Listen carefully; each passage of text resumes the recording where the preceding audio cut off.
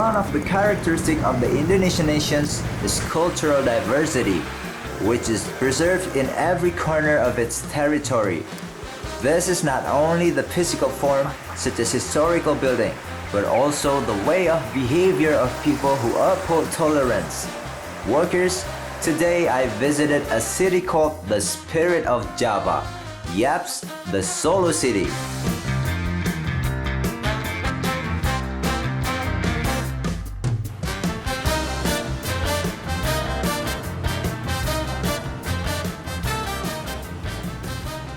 Walkers, the layout of the city is very neat and attractive. Besides, it's also famous for its culture that can be seen in every corner. And now I'm at Slamet Riyadi Street. It's the longest road in Solo. Start from this place, I'll invite you to explore the warm Solo city life with its identity. I'm Chandra Praditya, and this is Sidewalk.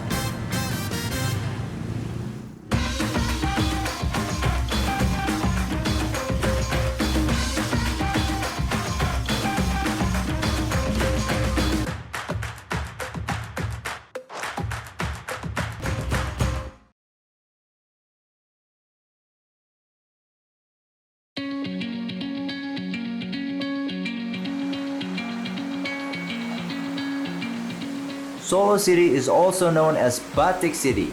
So, visiting Batik Village was the right choice that I did. And one of the famous villages is Laweyan Batik Village. This village even recognized by the government as 50 vital tourism objects in Indonesia because it has aspects of history, culture, and distinctive architecture. This village is also used as a shopping destination and educational tour for tourists. Here, many residents become batik craftsmen and become an economy center. After walking for about 3.5 kilometers, I finally arrived in this very beautiful village.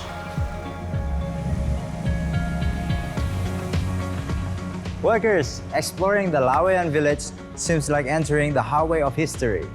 This area existed since the time of the Kingdom of Pajang in 1546. So in this place, there are a lot of old houses that survive until this day.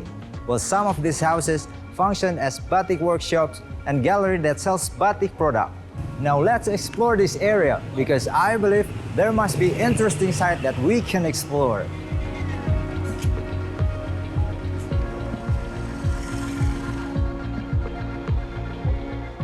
Workers, the architecture in this area is influenced by Javanese style, Islam, Arabic, and Chinese.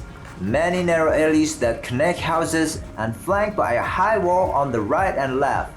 It is said that in the past, the batik merchant deliberately made this high wall, so the other batik merchant cannot copy the other batik works, and prove each business place has its superior batik characteristic. Well, I also found an interesting fact in Laweyan village by finding an underground passageway.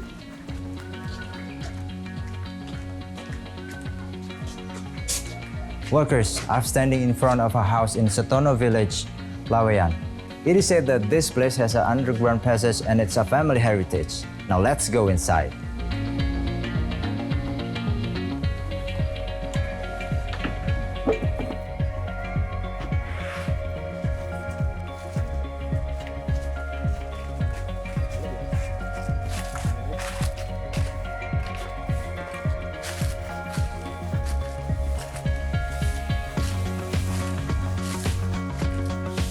Permisi. Permisi Ibu.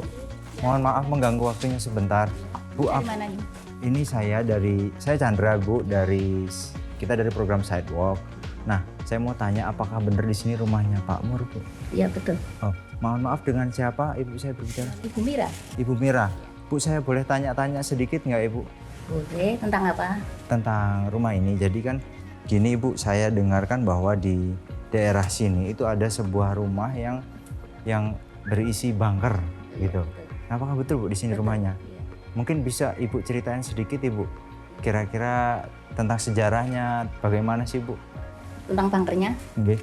Oh, ya, kalau bunkernya itu waktu tahun-tahun udah lampau waktu masih penjajahan itu banyak di sini kan sudagar-sudagar.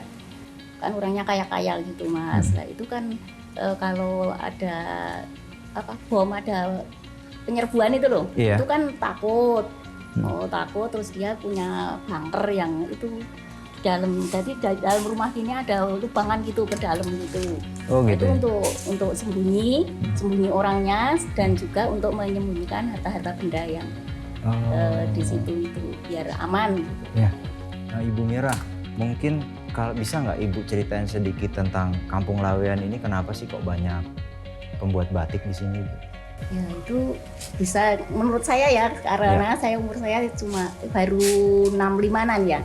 Itu menurut yang saya ketahui dari simbah-simbah itu juga, itu karena kemarin dulu itu banyak saudagar-saudagar yang bikin batik. Juga ada yang nenun lawe itu, ada yang bikin selimut gitu, ada yang bikin sarung tenun itu di sini banyak Mas. Jadi di sini banyak saudagar yang terkenal dengan kampung batiknya di sini. Itu masih tahun dulu, saya masih belum lahir juga. Iya, ratusan tahun ke belakang ya Ibu ya. Nah Ibu, balik lagi ke pertanyaan tadi ya Ibu. Yang saya tahu bahwa kan di rumah ini ada sebuah bunker. Apakah selain di rumah ini juga ada di tempat lain Bu, bunker-bunker seperti ini? Kalau dulu masih ada Mas, tapi sekarang tinggal satu-satunya di sini. Tinggal satu-satunya di sini.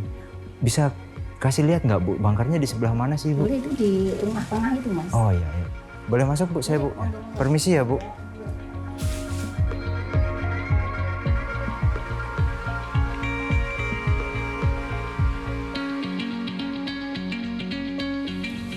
Yang namanya bunker ini yang untuk sembunyi, untuk menyembunyikan harta benda yang berharga di sini.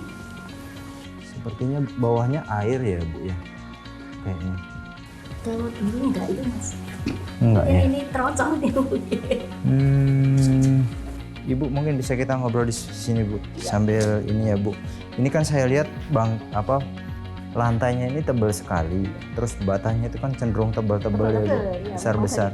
Apakah memang sudah ratusan tahun Bu? Iya, sudah ratusan tahun, 300 lebih ya. Kalau tahun 700 atau 800 kan sudah berapa tahun? Iya, udah lama sekali ya. Dan sebenarnya bunker ini dipergunakan untuk bersembunyi ketika ada serangan ya Bu? Ya, ada serangan dari penjajah dulu kan, masih penjajah kan. Dia takut sembunyi di sini, dengan harta-harta yang bisa diselamatkan dimasukkan di sini. So workers, apparently this is the underground bunker and this is not connected between one and another. And some people use this bunker for meditate. Ibu, terima kasih banyak sudah mempersilahkan kami untuk melihat-lihat ke sini dan sudah mengizinkan kami untuk membongkar sini dan melihat ke dalamnya ya Ibu ya. Terima kasih banyak atas informasi yang telah Ibu berikan. Kami mau lanjut jalan lagi Ibu. Terima kasih banyak. Ya. Selamat jalan, semoga selamat sampai di. Ya, amin. Terima kasih Ibu. Mari Ibu. Semoga dari akan. Ya Mas. Ya.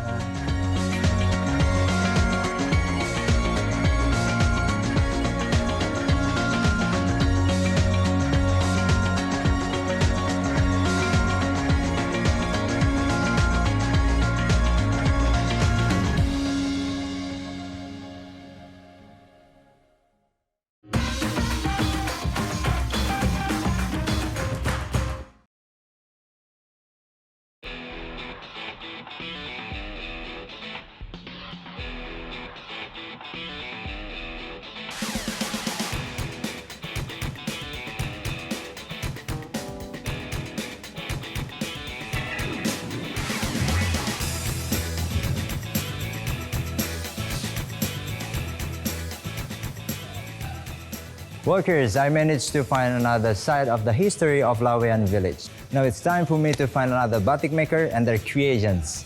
Come follow my journey only on Sidewalk.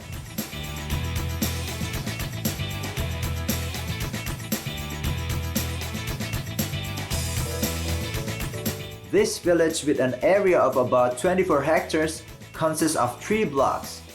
In addition of selling batik product, this village also offers a tour package for making batik. I really enjoy walking in this narrow alley. Some streets look dead end, but it turns out that there are beautiful batik outlets that surprise me. There is also a long deserted hallway, but there's a batik house with many visitors. I think this is a unique maze in the middle of the city. I finally decided to stop at one of the houses that have this ethnic feel.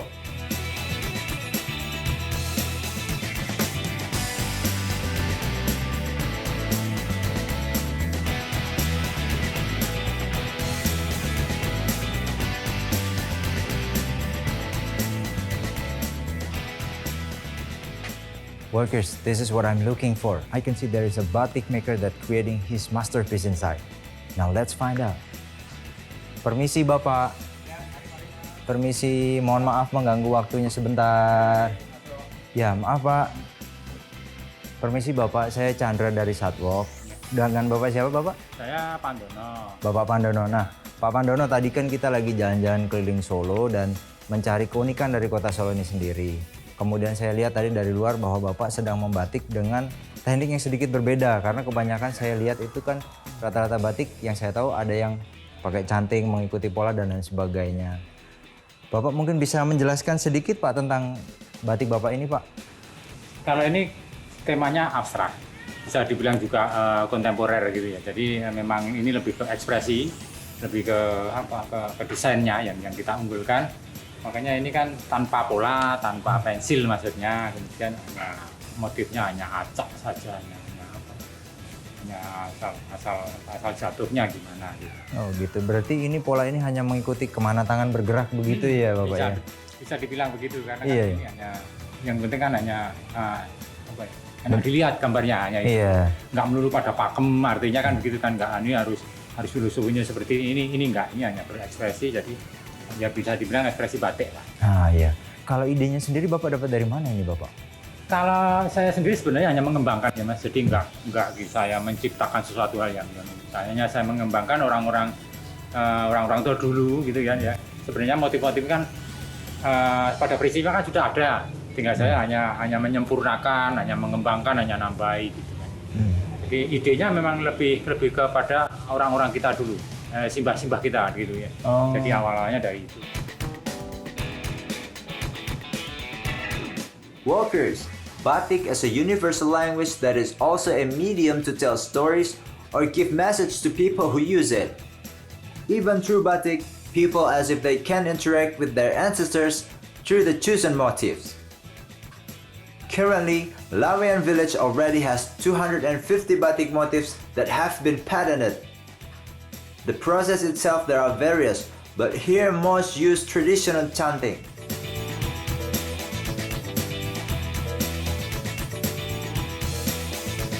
Oh, jadi Bapak juga membuka semacam kursus atau begitu? Secara prinsip mungkin iya, tapi secara edukasinya berangkat dari keprihatinan sebenarnya. Kalau pembatik seperti saya ini sudah mungkin nggak terlalu banyak orang yang bisa ataupun nggak terlalu banyak orang yang menggeluti. Dari situ saya kepengen anak-anak muda itu mempunyai kreativitas walaupun di dunia batik abstrak. Gitu. Iya. Nah, saya siap di Pandono Bahasa Abstrak untuk ngajari sampai bisa pun kita siap. Iya. Jadi memang kita tidak ada rahasia sampai ke gramasi obat pun saya nanti kasih untuk anak-anak muda yang kepengen belajar tentang batik. Dan sampai bisa mungkin saya juga membuka untuk anak-anak muda sekarang. Jadi monggo nanti kalau untuk yang kepengen belajar tentang batik abstrak, pengen bisa sampai ini nanti saya ajari. Wah, sangat menarik sekali Bapak.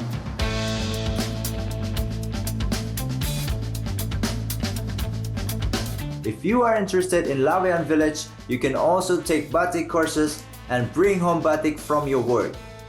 If you come to Laweyan Batik Village, you need to visit the Pandono Batik Workshop. Here we can learn to make batik in a different way, because Pandono Batik is actually contemporary in style by using different tools from batik in general. Wax strokes that are usually only applied using chanting, combined with paint brushes of various size and even cans of sweetened condensed milk to get more attractive lines.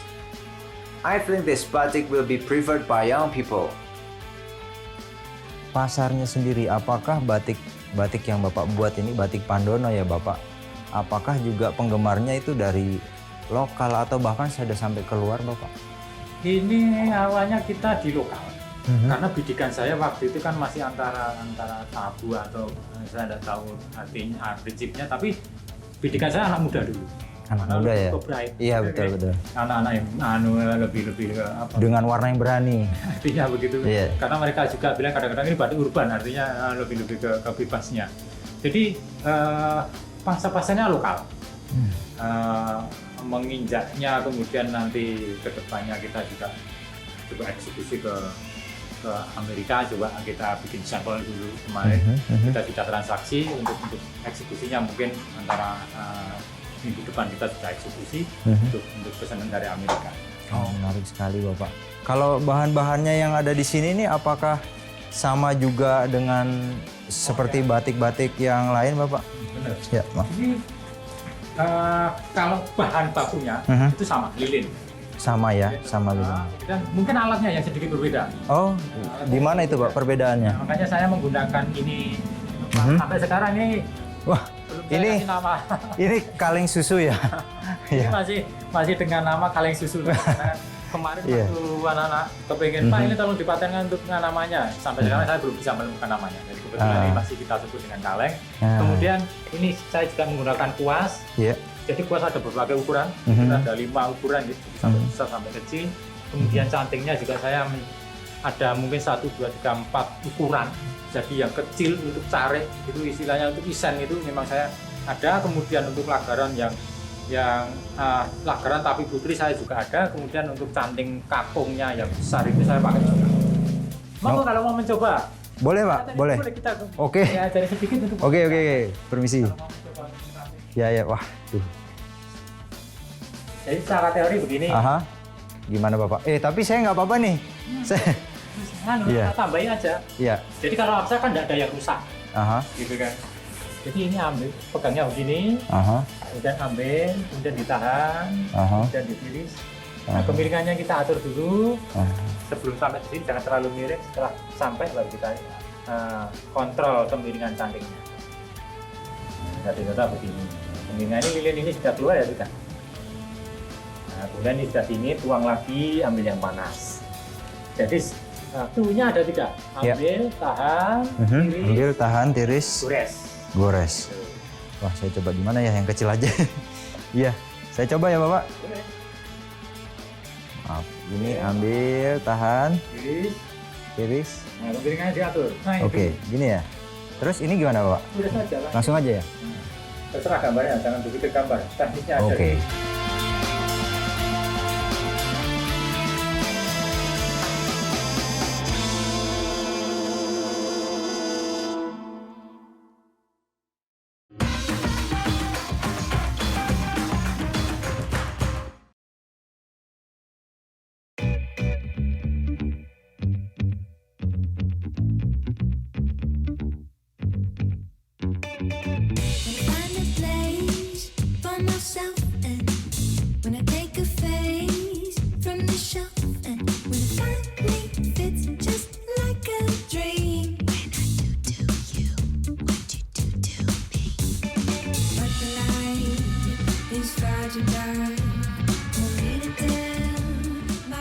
So workers, if you want to learn about the abstract batik, you can go to Mr. Pandono workshop at Lawean, Solo.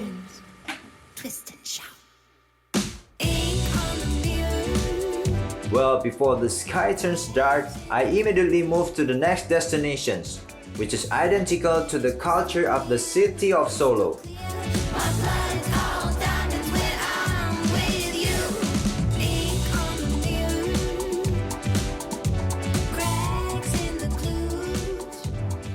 Wah, keren banget ini Pak. Pak, kalau misalkan kita mau request, apakah bisa Pak request gambar tertentu?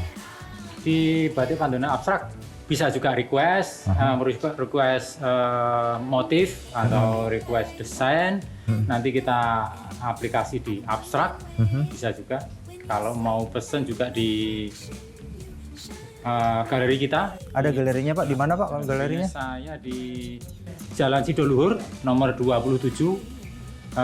Kampung Batik Lawean. Oh, Jalan Sidoluhur nomor 20, nomor 27. Lawean. Lawean. Ya. Kalau masterpiece-nya Pak ada nggak Pak contohnya yang sudah jadi Pak? Mungkin bisa dikasih lihat ke kita. Saya ada beberapa yang sudah ready, kain dalam bentuk kain. Seperti ini. Oh, Nah, jadi ini tadi proses hasil akhirnya seperti ini. seperti ini, satu contoh. Kemudian ada beberapa lagi. Ini juga.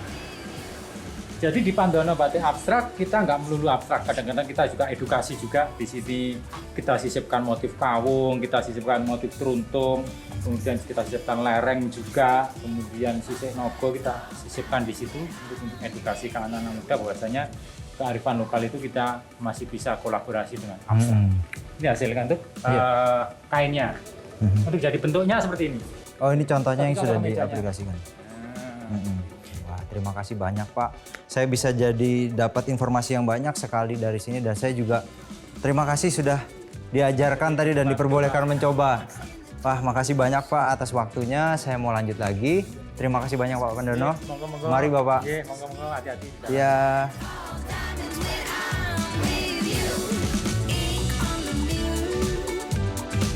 Cracks in the clues.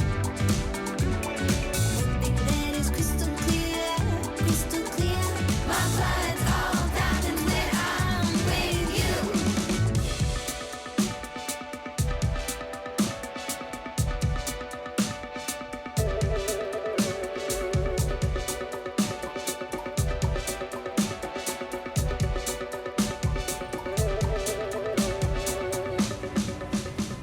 Workers, this is the Baluarte Gate. Baluarte was originated from Portuguese language Baluarte, which means fortress. Inside the 6-meter walls, there is a Kasunanan Hadiningrat Palace.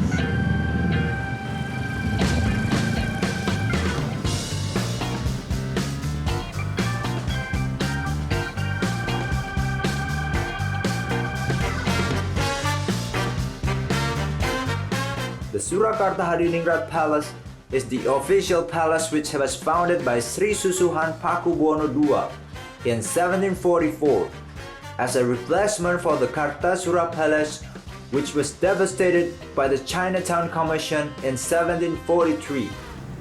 The total area of the palace reaches 147 hectares, covered the entire area inside the Fort Baluarte, Alun-Alun Lor, Alun-Alun Kidul, the Gladak Gate, and the Grand Mosque Complex. Meanwhile, the area of the core of the palace, which is known as Kedapon, only reaches 15 hectares. So workers, in the afternoon, it is best if I can taste the typical food in this palace area. I kept walking and found one of the unique drinks which is still in Baluarte. Workers, I can see there are many street vendors over there. Now let's try some solo specialties.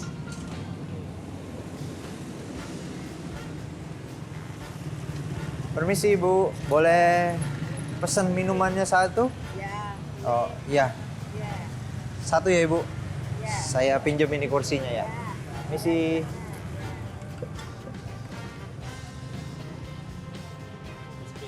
Ya. Ini minuman apa sih Bu? Wedang Angsle. Oh ini khas Solo ya? Ah. Boleh tahu nggak Bu isinya apa aja sih ini? Oh ya, boleh buka ya. Ini apa nih Bu? Oh ini kuah. Ini dari apa kuahnya? Santan. Ah. Kalau ini apa? Agar-agar. Yang ini ketan ya? Ketan sama roti ya? Oh, oke. Saya coba dong Bu. Ya, Dengan Ibu siapa Bu? Ibu Yanti. Oh ya. Walkers, let's try some dessert here. It seems so delicious and warm. Enak sekali. Oh, itu ditambahin gula ya, Bu ya? Oh, iya, iya. Jadi ada gurihnya santan, ada manisnya gula gitu ya? Kuahnya kental banget ya, Bu ya?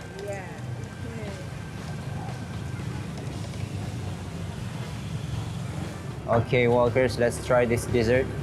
This is the bread, and you can find here a jelly. And then what else? This is the sticky rice with the coconut milk. Now let's try this.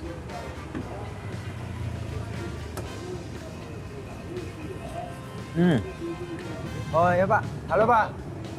Halo Pak, boleh ngobrol-ngobrol sebentar Pak? Saya Chandra, dan Bapak siapa? Pak Topo. Mari Pak, duduk Pak. Saya habis jalan-jalan keliling Solo, tapi ini baru pertama kali saya ke sini. Ke mana? Kasunanan Keraton ya, Keraton Kasunanan Hadiningrat. Dan nyobain wedang asli. Wedang asli ini aslinya dari mana sih Pak? Ini bikinan dari Solo. Asli Solo ya. Kalau resepnya sendiri Bapak tahu dari mana ini? Dari teman. Dulu dari teman. Kemudian nyoba berjualan ini. Kuahnya sendiri ini dari santan ya. Oh ya, menarik sekali. Kalau di sini biasanya orang-orang pada ngapain sih Pak? Kalau di Kasunan Keraton ini? Ya jalan-jalan lah sama foto-fotoan. Foto-foto ya biasanya ya. Kalau harganya sendiri untuk satu porsi gini berapa Pak? 7.000. 7.000 ya? Workers, if you visit Solo, you should try to visit the Kasunanan Hadiningrat Palace and spend your time just by hanging out right here and watching the sunset, maybe taste the wedang asli de Topo. It's really good. You should try this one. Oke, Pak, terima kasih atas waktunya. Saya mohon pamit dulu, Pak. Mari, Pak. Ini berapa? 7.000 ya? 7.000 ya. Oh ya, oke. Terima Makasih kasih. Bapak. Ya. Sukses terus ya Pak. Mari. Ya.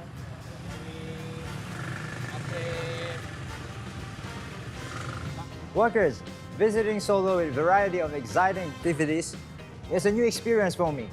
I will not stop visiting one city to another and find an interesting side in it. And I believe tourism in a city has always been an alternative for all of us. It depends on how you interpret the experience because Indonesia is so special. I'm Chandra Praditya. I'll see you on the next episode only on Sidewalk.